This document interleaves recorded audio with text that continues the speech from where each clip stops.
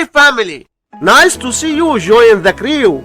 Join me in this video. Let's solve this subtraction problem. 60 minus 46. The ones column is on the right and the tens column is on the left.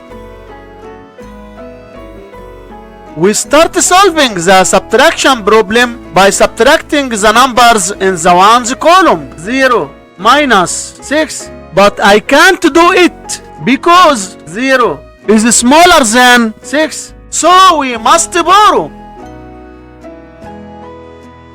You go to the 6 in the tens place and borrow 1 from it. So the 0 becomes 10 and 6 becomes 5. Now we have 10 minus 6, which equals 4.